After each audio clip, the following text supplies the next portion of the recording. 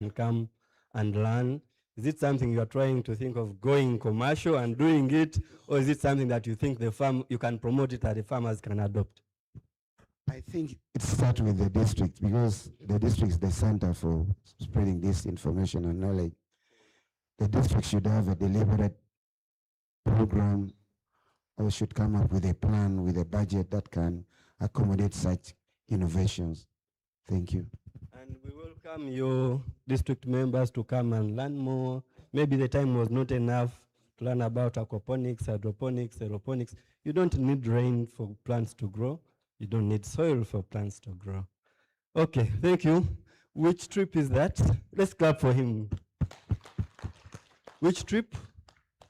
Narili. Okay, your name, institution, and then what was unique? What stood out that you didn't know that you are going to, that you learned, and then how do you plan to put that knowledge into action?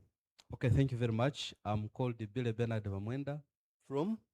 Kabarole District. Okay. I'm an field extension officer under KRC Uganda. Yeah, at Naliri, I picked serious interest, value addition on cattle. Actually, most of the farmers, they keep cattle for milk and meat, only dairy.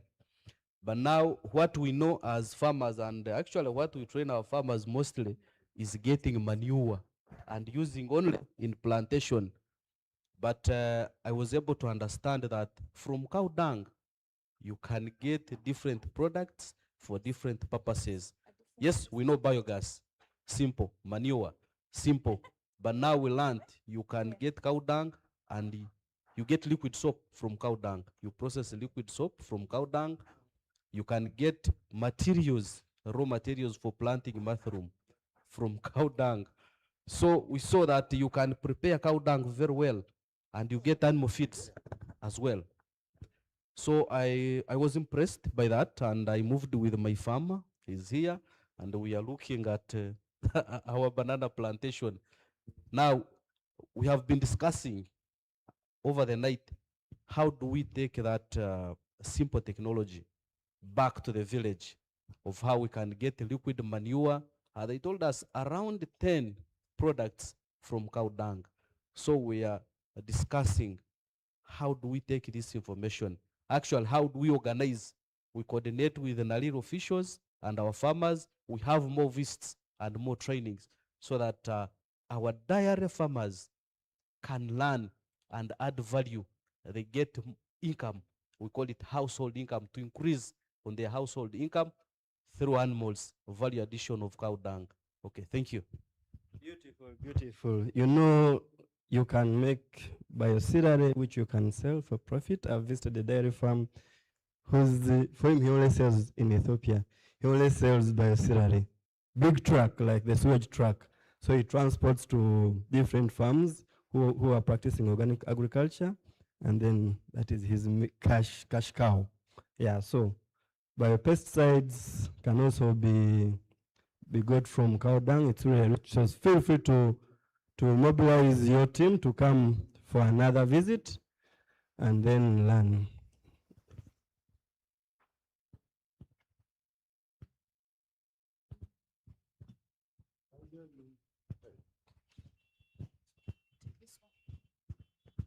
I'm Okero Thomas. I head production department, Lerati Civil Government. Yesterday, we visited Nakori, where they are doing good research on coffee. And I learned a lot of things. The first, I used to hear of KR1 up to 10, but I didn't know the source. So yesterday, I had to learn Katosi Robusta 1, 2, 3, up to 10. Kituza 1, Kituza Robusta 1, 2, up to 10. Yeah. And when they used to say, hey, KR, I didn't know. What are these KR? Yeah. So I think yesterday I was brought to light, and one of the things I learned out of those K1, the best are K, R, 6, 7, 8, and 10. 8, 9, and 10. Actually, I saw the production of 8, 9, and 10. It was wonderful. So I think that's one of the key things I learned. It wasn't my first time, but this time, first of all, I learned the source and that K. What were they for? I also learned those. Then, when they bring coffee seedlings to the district, they just bring bulk of, and we don't know whether it's K what. Huh? And the routing system, I discovered the routing system very, very important. Some of the suppliers, they just bring far. So this time we are going to be very strict with my DAO, my district, who is a subject matter specialist, to ensure that we receive the correct ones and we don't only pick things anyhow. So this time we are going to get the correct one. And we shall, those ones who are supplying, we shall need to check first before delivering. And after delivering, we must ensure that they deliver good ones and the correct ones.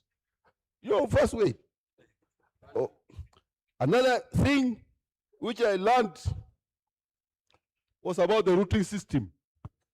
When you are planting, for us we just planted, but you need to put the soil, the tap root.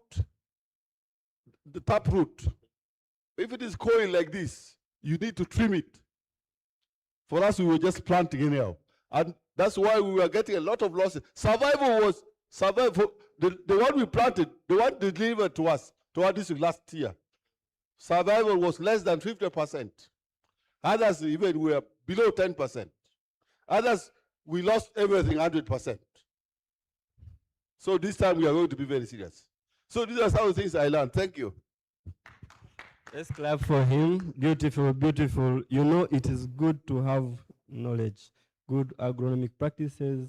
And it's good to know when you are buying something and you don't know what you are paying for, somebody can easily cheat you.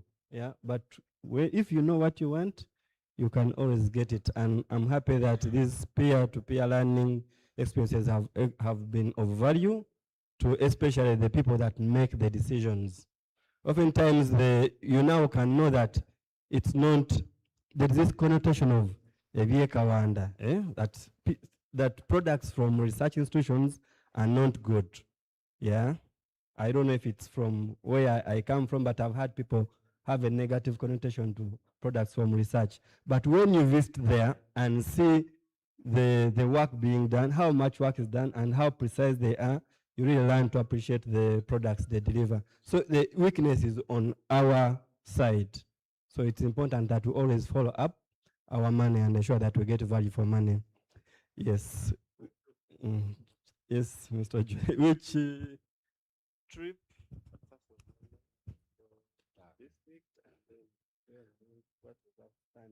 Okay. Good morning, ladies and gentlemen. My name is Ojue Charles. I'm the District Agriculture Officer, Agago District Local Government. Yesterday we visited NAL, National Agricultural Laboratories at Kawanda. We were welcomed and the team were impressed. When we went to Kawanda, we were briefed. Kawanda has many departments, and we were told NAL started before NARO. Actually, is the father of NARO, 1934. Among other departments under NAL, we have soil environment and agrometeorology, food bioscience and research program, biodiversity and biotechnology, which is being promoted there. The most interesting thing yesterday we learned from there is a soil mapping. Currently, the institution is conducting soil mapping for 17 blocks. They divided the country into 17 blocks. So far, they have only done for 2 blocks, and they were told that it will take them more than 5 years to finish mapping the entire country. This mapping is specifically done to help in planning and other activities. Planning for agricultural production, real estate, and they also told us that because of that poor planning initially done by the colonial rulers, people are now putting real estate where not supposed to be put. Land meant for agriculture is now converted into a different thing. And after this mapping, everything gonna be well. We also went and visited one of the farms for black soldier flies in Kinanyabigo in Kawanda. Those people are really doing wonderful.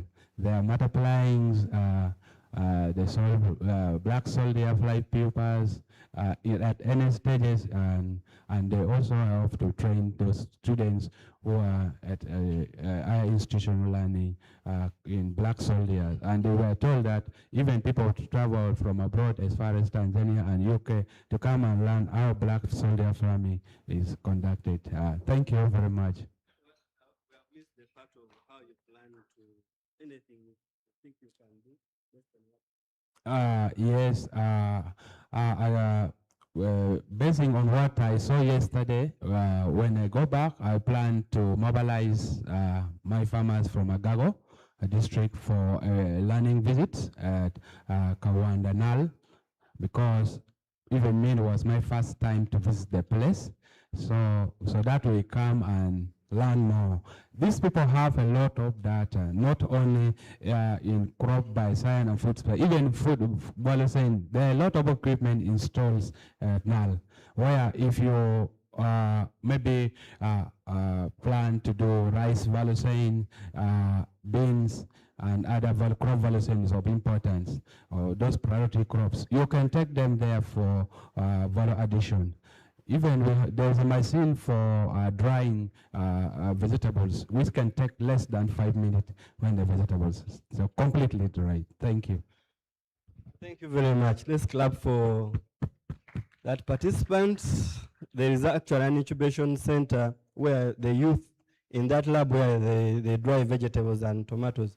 It's an incubation center. It's open for youth who are into value addition. They can come and, I think for free, test their products there before they find their own space to do production. Yes, ma'am.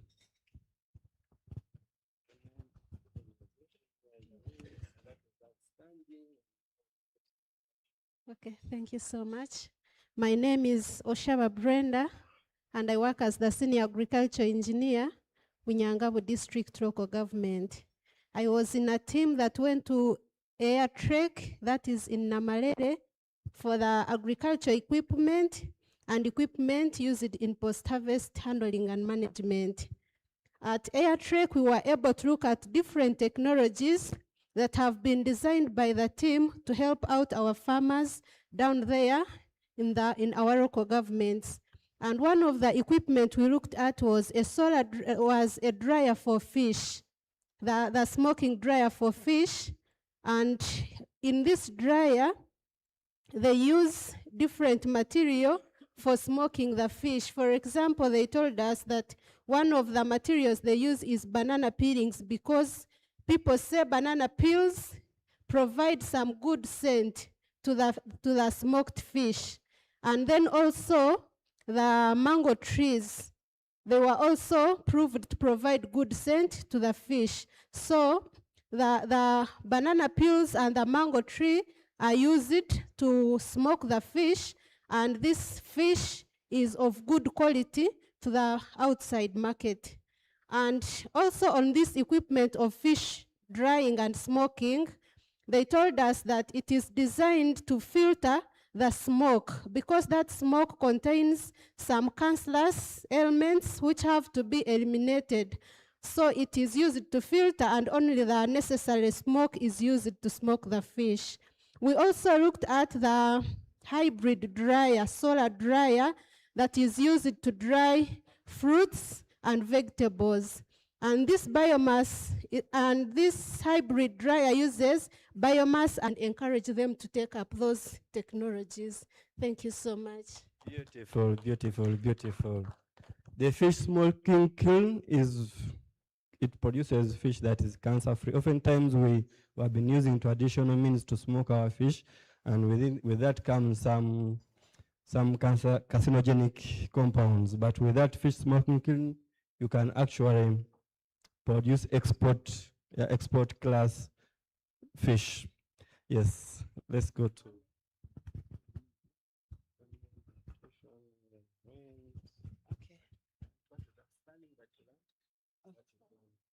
Okay. Good morning, everyone.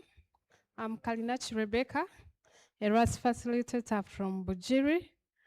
Yesterday, I went to a field trip in Najembe, Musubi Farm. It deals in the Hass avocado value chain. So what I learned there is that this farm deals from seedling propagation and to go throughout to value addition. We first went to the section of seedling propagation, and we saw that they are propagating quality seedlings.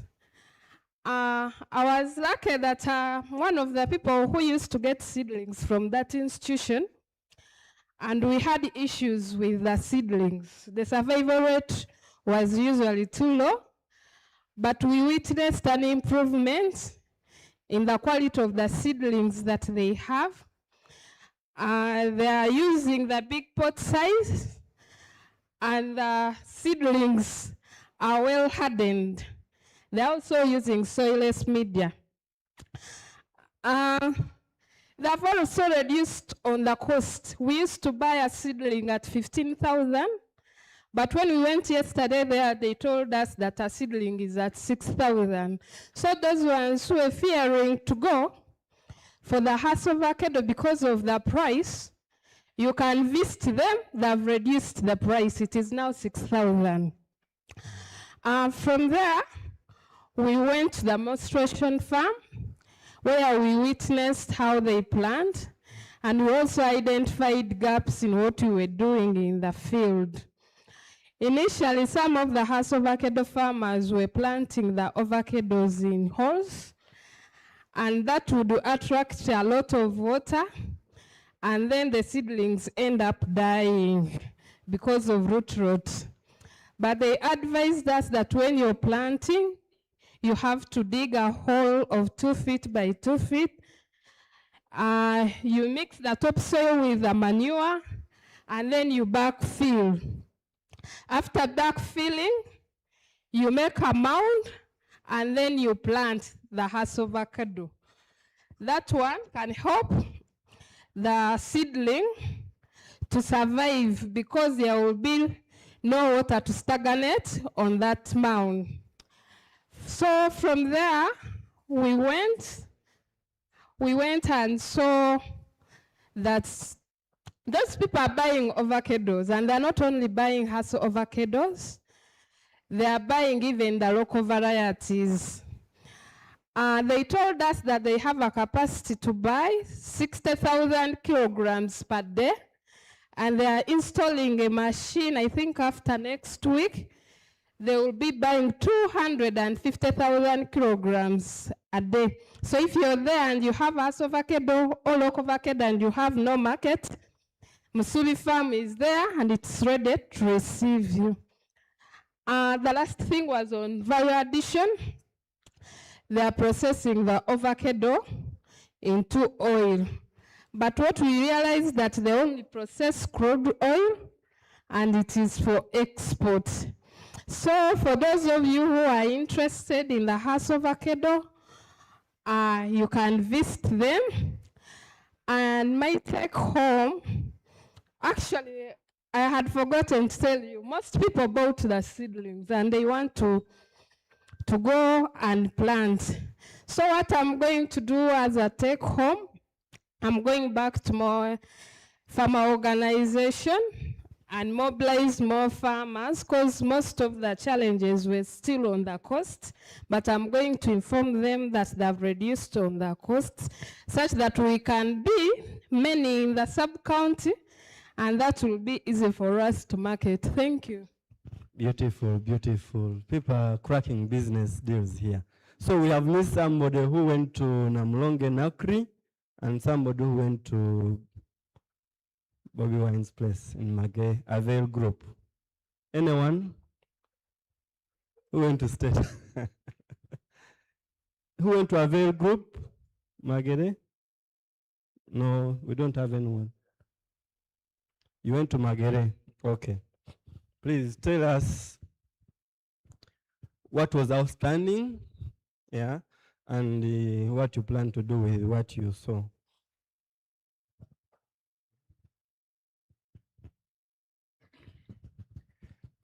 My name's Kisozi Noah, working with Equator Seeds, but in partnership with Farm Africa, implementing the VBA model of Soga region.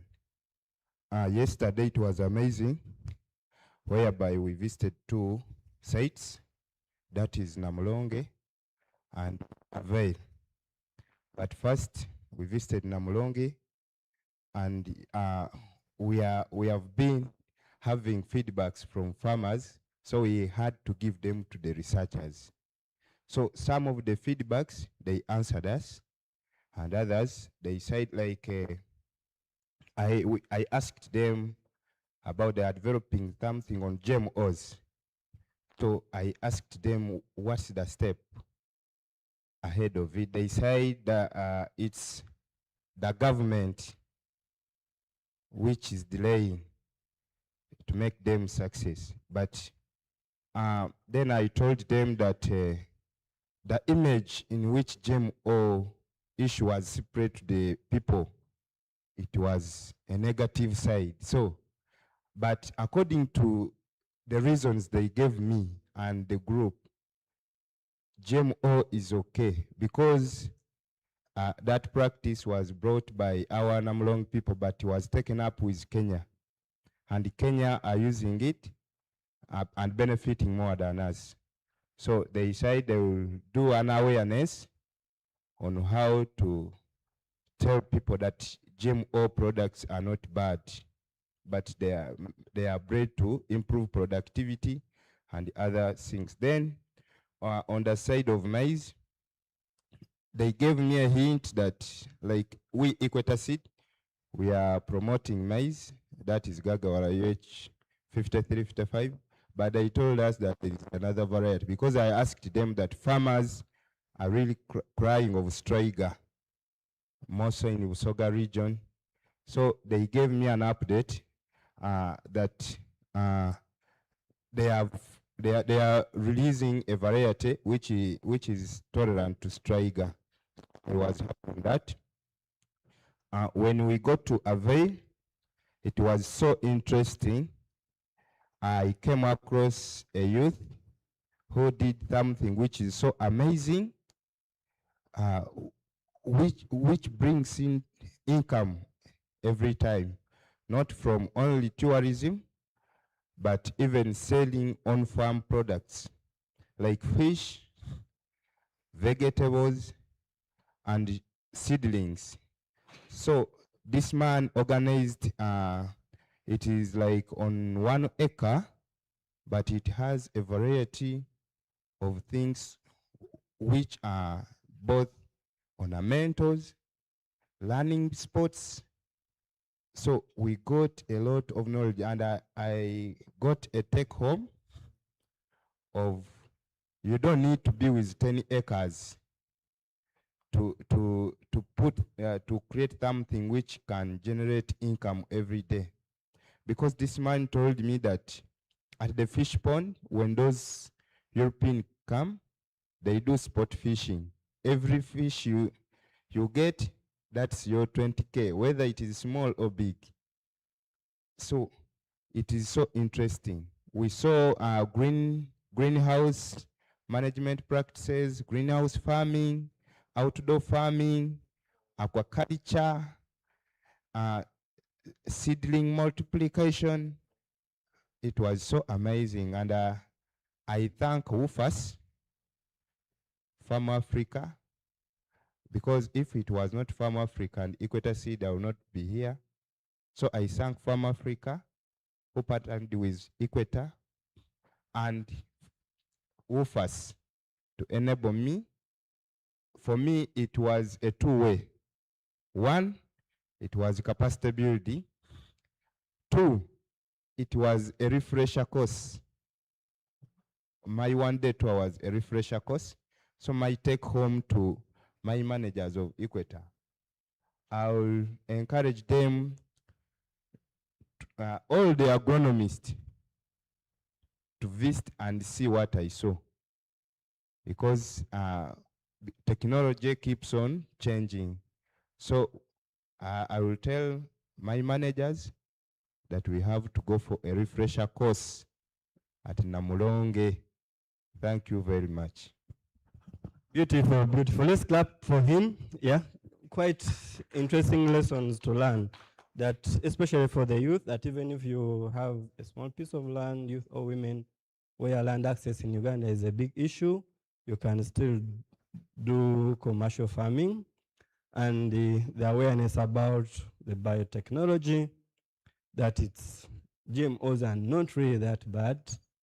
So the restriction here has been basically because of the bill that did not pass. But Kenya took on the CBSD tolerant cassava that we produced, and now we are having it under field trial. Rwanda has also opened up to GMOs, and they have currently potato and maize under confined field trials for GMT. Nigeria has as well opened up for GMOs that have raised several maize and cowpea varieties. I think the issue with the GMOs for Uganda, it's because maybe we have enough food. But the issue is on the planting, it's not on the consumption. We import goods from Brazil, from Mexico, Argentina, from USA. These guys are producing GM crops. But when you open your cornflakes, you don't ask, is this a GM or Weetabix? You just consume. So the issue for Uganda is not about consumption of the GMOs, but basically the production. The fear, because the good book says my people perish for lack of knowledge. So the fear of not having the full understanding of what is the effect of GMOs, what will it have in future. That's why we have been slow at approving GM